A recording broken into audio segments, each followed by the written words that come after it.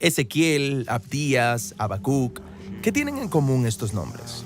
Bueno, son 3 de los 15 profetas que tienen sus propios libros en la Biblia. Y si has intentado leer estos libros, es probable que te hayas perdido en su densa poesía y sus imágenes extrañas. Pero estos libros son súper importantes para entender la historia bíblica completa. Hablemos sobre cómo leer los profetas. Cuando escucho la palabra profeta, pienso en un vidente, en alguien que predice el futuro. Eso es lo que ser profeta significa en muchas culturas, pero no en la Biblia.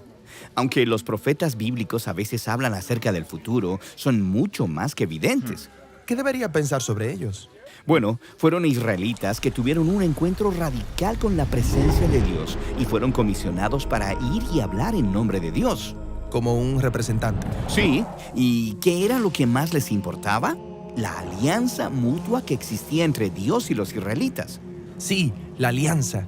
Dios rescató a Israel de la esclavitud en Egipto y los invitó a convertirse en una nación de justicia y de generosidad, que representaría su carácter ante las naciones. Y entonces, esta alianza requería que todos los israelitas entregaran su confianza y lealtad solamente a Dios. En la Biblia, esta alianza se llama el pacto. Pero los líderes, los sacerdotes, los reyes, desviaron a Israel y quebrantaron el pacto.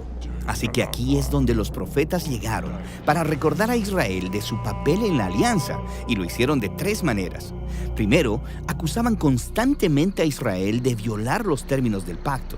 Los cargos usualmente incluían idolatría, alianzas con otras naciones y sus dioses, y el permitir injusticia en contra del pobre.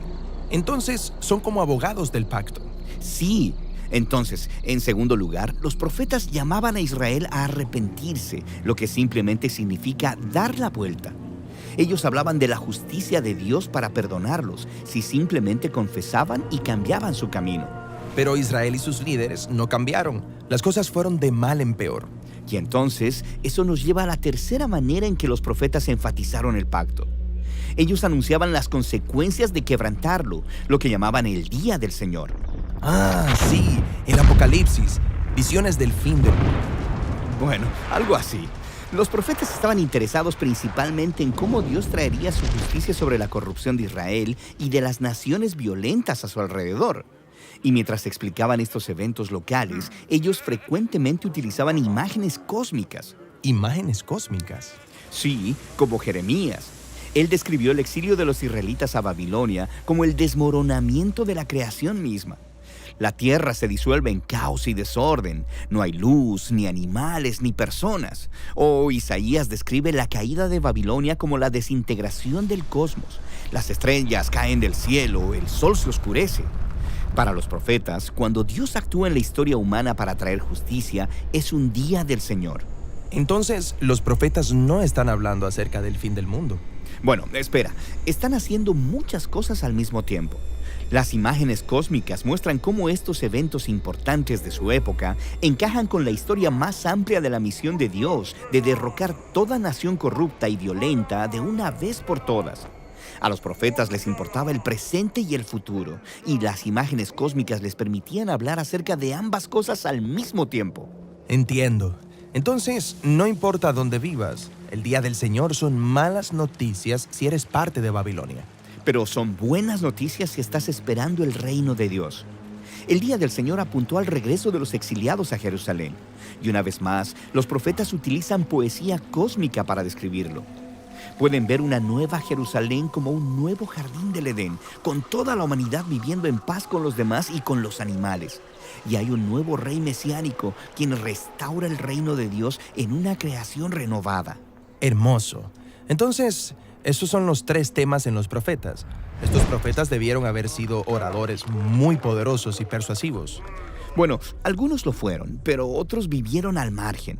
Frecuentemente realizaron actuaciones extrañas y simbólicas en público para comunicar su mensaje, como cuando Ezequiel se acostó sobre la tierra y construyó un modelo de Jerusalén siendo atacado por Babilonia, o cuando Isaías caminó desnudo durante 3 años como símbolo de la humillación del exilio.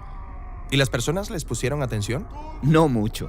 Las historias en estos libros muestran cómo los profetas eran un grupo minoritario, en su mayoría rechazados por los líderes de Israel, y sus escritos eran una especie de literatura de oposición. La mayoría de las personas los ignoraron. Esto es, hasta que sus advertencias se hicieron realidad en el exilio a Babilonia. Después de eso, las personas empezaron a tomar sus palabras en serio. Sí, las obras de esos profetas tempranos fueron heredadas por profetas tardíos sin nombre que estudiaron intensamente esos textos. Ellos fueron los que ordenaron las escrituras hebreas como las conocemos ahora, incluyendo los libros de los profetas. Bueno, y hay 15 libros de los profetas. Los 3 grandes son Isaías, Jeremías y Ezequiel. Luego hay una colección de 12 obras proféticas más breves, unificadas en un solo rollo. Y en cada uno de esos libros leerás historias acerca de los profetas y sus poemas y visiones, todas arregladas para mostrar el significado cósmico de la historia de Israel, cómo Dios transformará su historia trágica de fracaso y exilio. En una historia de esperanza y restauración para todas las naciones. Y es ese doble mensaje de advertencia profética y esperanza el que importaba tanto a los profetas. Y es un mensaje que todavía necesitamos escuchar hoy.